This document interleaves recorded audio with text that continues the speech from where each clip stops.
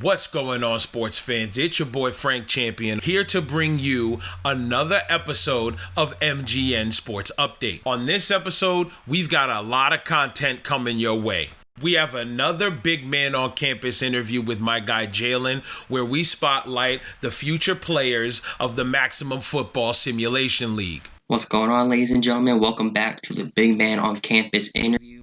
This week we are joined by wide receiver Jacob Hill, and without further ado, let's get right into it.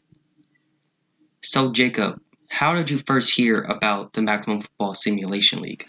So how I found out about the Simulation League was I actually found out very early on. I am one of the Patreons for the Maximum Football game, and so it was through that page is when I found out about the Sim League originally, and I'm real excited for it. So you decided to go with being a wide receiver in this league. Can you explain the reasoning behind your decision? So wide receiver, just looking at the landscape of, at least those that have expressed interest in the league, there's going to be a lot of quarterbacks out there, but a quarterback always going to need a big time receiver that they need to go to whenever the stakes are the highest, and hopefully for one of these teams out there that are going to be recruiting receivers, hopefully I could be that guy that gives these quarterbacks out here that number one receiver that every college football team loves and needs. As a wide receiver, what type of impact are you trying to have on the field? So I try to find something that is similar to how I usually am in real life. One thing that I was known for back in the day is my speed. So I like to be that speed guy that likes to go over the top, catch that deep ball, take it deep for a touchdown, and just make plays that change the whole momentum of a football game. Plays like that. And to any coaches for the Sim League who could be out there listening, what do you have to say to them to try to rise your recruiting stock and status? My recruiting status is completely open. I am ready to be recruited, and if you recruit me and I come on your team, I will be a guy that makes a difference for you right away. Going to be a good locker room kind of guy that, more importantly, is going to make big plays for you and to help you win some football games in the Sim League. Man, it's always great to hear from the future players of this league. Cannot wait to see them hit the gridiron and give it all they got. So right about now, we're going to swing it over to Yuri and Dante as they talk about the top 3 awards for this upcoming season and what it takes to be considered to be on the radar for those awards. Yuri, Dante, what you got for us? The 3 main awards are probably going to be the Doug Flutie MVP Award and the Offensive and Defensive Player of the Year. The main idea of the Flutie is be the best player you can be on the field. Yeah, I honestly believe that the Doug Flutie MVP Award will be awarded to somebody who is literally the most valuable player to their team. So we're looking at this from an overall standpoint. For a defensive player, are they creating turnovers? Are they when their receiver is targeted, are they breaking up those passes and not allowing any completions? Are they getting scored on? For an offensive player, with each chance that they get, are they capitalizing on getting the most yards and assumably getting into the end zone as much as possible? Yeah, offensive player. What do you think it will take to win the Offensive Player of the Year, though? To win the Offensive Player of the Year award, this is the person that contributes to their specific offense the most. It's always good to know as a player what it takes to be considered for the hardware at the end of the season. Speaking of awards, the namesake of the Defensive Player of the Year award, Lawrence Jackson, sits down with Jason and Kramer for an in-depth interview. First off, I'd like to thank Lawrence Jackson for taking his time out to talk to us about life, football, and gaming in general. It means a lot to MGN Sports and Maximum Football. And of course, don't forget the classic 1998 Flutie jersey. Had to break that out for this interview. Tell the people where you're from and where actually you grew up at it. I'm born and raised in Inglewood, California. I've been a West Coast guy pretty much all my life. Had the opportunity to go to USC, play some football there. Very, very, very unique time period. where we had players, the coaches, the fans, everything was in sync. And I had the opportunity to go play in Seattle and in Detroit, and really had a chance to see a lot of the country, but had an opportunity to move back home and couldn't pass that up. So I'm back where it all started.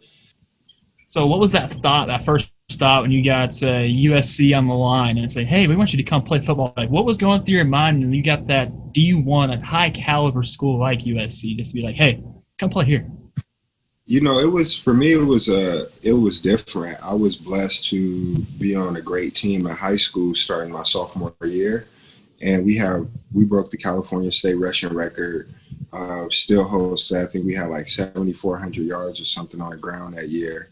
Probably ran the ball like 98% of the time. And we ran a double wing, and so I was the solid side tight end. But our running back got a lot of attention. Some of our older players got a lot of attention. And I remember getting pulled to the side by one of the coaches when I was a sophomore. And he was like, hey, Lawrence, the coach from Kansas came up to me. He was like, who's number 18? And he was like, oh, that's Lawrence. He's a sophomore. He said, I'll take him right now. And so when the coach told me that as a sophomore, I'm like, oh, if a coach from Kansas is ready to take me now, imagine what I could do once I like actually get good and, really hone in on a varsity level. But, the next year, my sophomore year, my brother had come to Inglewood. And so he and I were playing football together for the first time. And the next year, the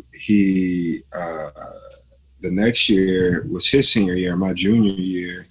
And he got a chance to get recruited by SC, Oregon, Wisconsin, Arizona, UCLA, a bunch of different schools. And we would go up to USC games quite a bit. And also one of my high school alum, Sandy Fletcher, played at SC before I got there. So when they recruited my brother, Sandy was able to talk to, the both of us. So now my brother just chose not to go and wanted to get out of LA. And for me, once the scholarship came, it was really a culmination of hard work. I was in a great position after having 2 years of exposure. I didn't really have to play my senior year to get a scholarship. It was like solidified. As Lawrence Jackson's with us here on MGN Sports. So how was that transition going from USC now to the pros? Like, you've had your first round talent, of course, man. So, what was that like? Like, boom, there you go. It was an interesting learning curve, but with SC, Coach Carroll did a great job of preparing us for pro football. He did run practice the same way that they ran practice, but his version. We were ones against ones, so I went against Sam Baker every day. My freshman year, I had to go against Jacob Rogers, Winston Justice, Alex Holmes, Dominique Bird, John Drake on service team for 30 plays in a row. And so that's how I got. And Jacob Rogers, I don't know if I said him, he's like the first guy that I know for sure pancaked me against my own will. And I had to make a choice in that scrimmage, like, hey, either you're going to be a man or you're not, but this can't happen no more, And so getting to the NFL, it was very easy making that transition, just having so many elite guys that have gone through SC that I've had to play with or against and competed. So, yeah. So now that you've, of course, played the NCAA video games, now the Madden, now we got Maximum Football that has pretty much best of both worlds. I'm assuming you've heard of Maximum Football. Like, what's your take on having a college video game back, you want to call it that, and also having a pro league back with that, and just all in a different game that's not EA? Yeah, I think that it's time for that. I was a big fan of NFL Blitz and also NBA Jam, the alternative versions of the games. I think that's needed. It's a healthy form of competition. I don't think that any one company should have exclusivity on something that we all consume anyway. That just means that you have the money to be able to buy it, not that you deserve it or you can put out a better product. Not to say they don't put out a, quality product, but, to have the simulation aspect of it and really be able to open up the game experience, and not the video game experience, but the football experience with all aspects, right? I feel like that takes it to another level where, with betting and fantasy sports, the individual intellect, the individual IQ of football is something where this provides an outlet for that sort of competition, right? To be the better thinker in football without having to be the better athlete. I think that that's amazing, and giving people a chance to be involved on a whole slew, of levels. But, for me, just the idea of having this college environment, right, with everybody so involved on different levels and so many inputs that can affect the final product, it's great, and I'm looking forward to getting my hands on it and seeing how it is myself.